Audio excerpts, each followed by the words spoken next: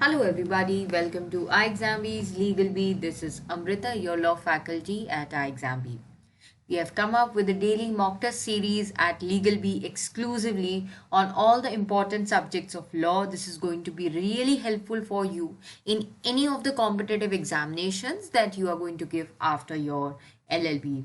So this is another video that I have come up on CPC.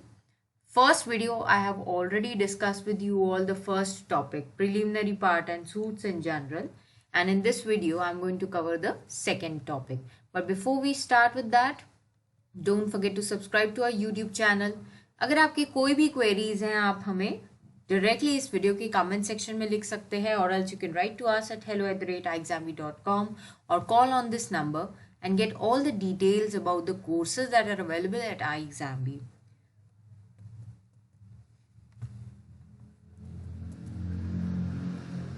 Code of Civil Procedure, this is the second mock test video.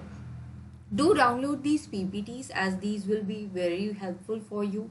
A ready reference for you for questions. You will be getting topic wise. This is exclusively available only at LegalBee.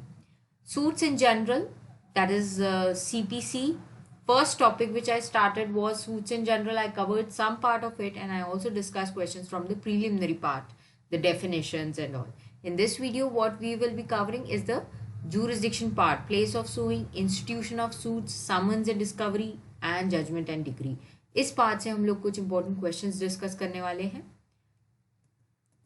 Suits other than for compensation for wrongs done to person or immovable property shall be filed at any place where the defendant resides, place where cause of action arises, any place where the defendant resides, carries out business or works for gain, B or C, that is place where cause of action arises or any place where the defendant resides, carries out business or works for gain, any place where the cause of action has arisen or both the parties are residing.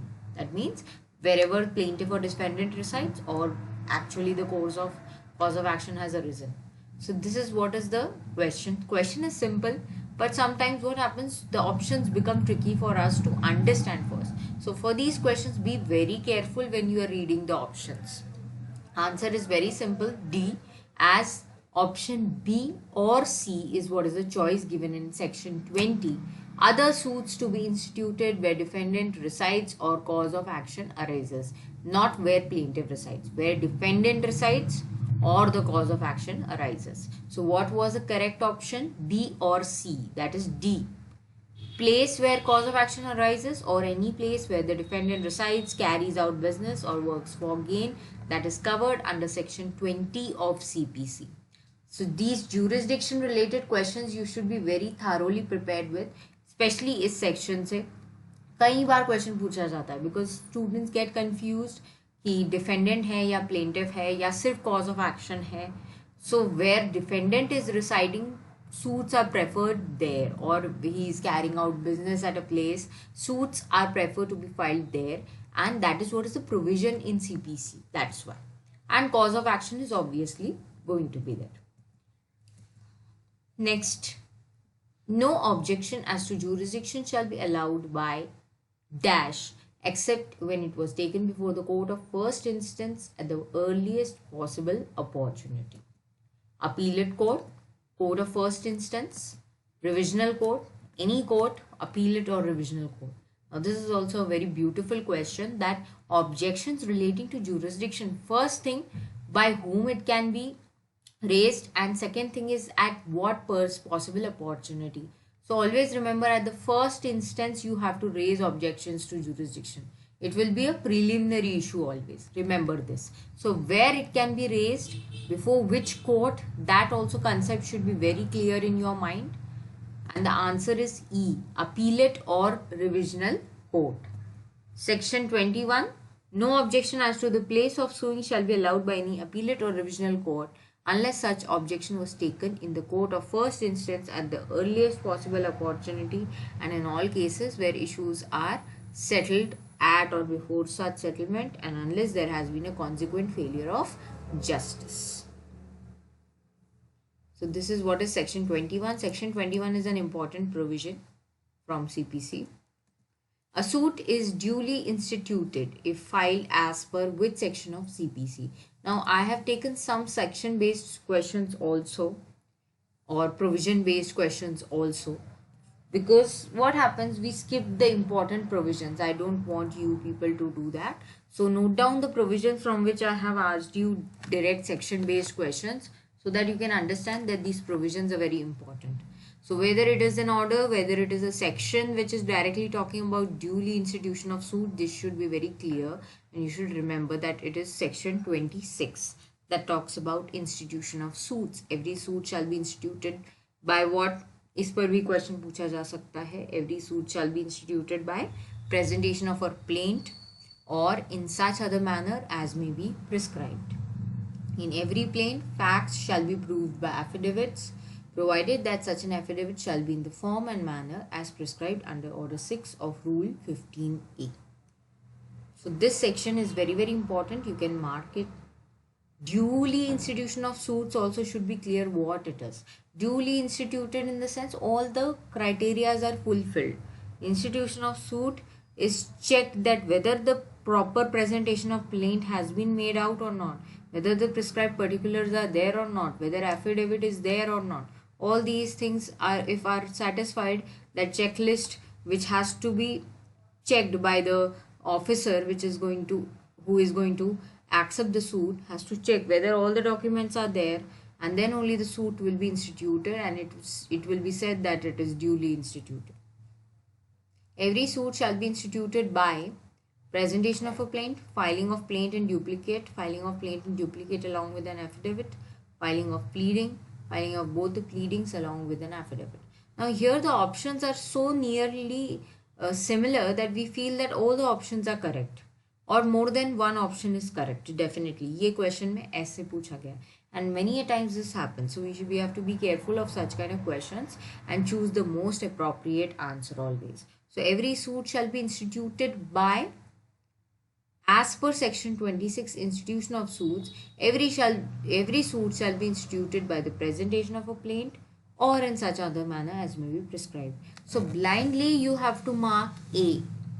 That is automatically including all the rest options. Okay.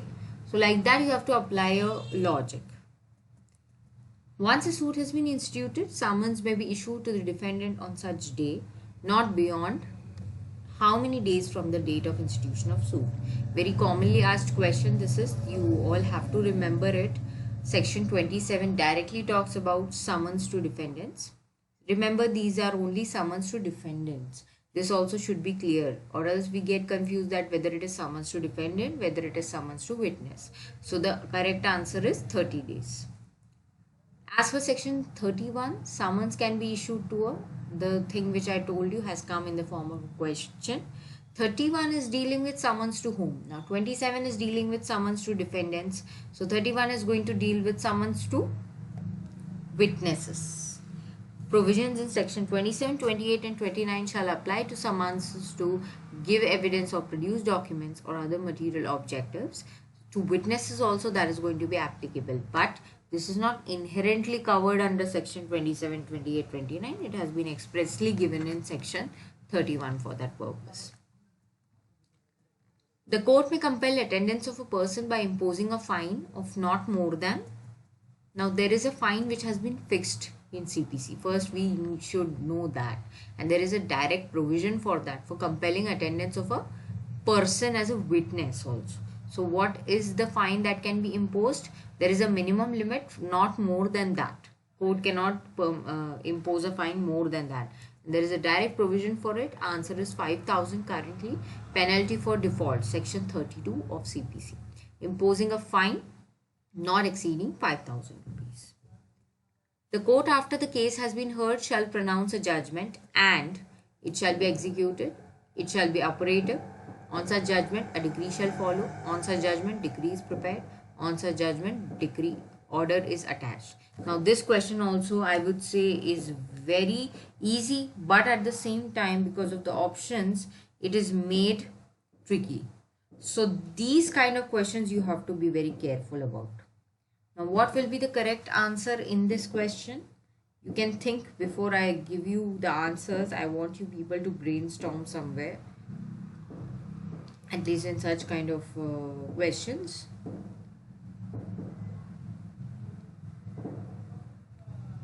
Yes. Answer is C. On such judgment, a decree shall follow. The exact wordings, section 33 covers judgment and decree both. The court shall pronounce judgment and on that a decree will follow, shall follow. So this as it is you have to remember, and that will be the most appropriate answer. At that time judgment will be pronounced and the decree shall follow.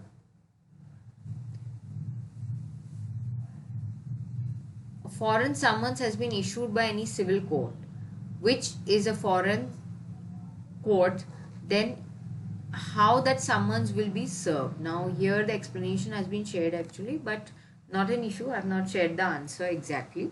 A foreign summons, if it is issued by any civil court, but that summons is foreign and that it is issued by a court which is foreign, it is not in India, then it will be served by what ways?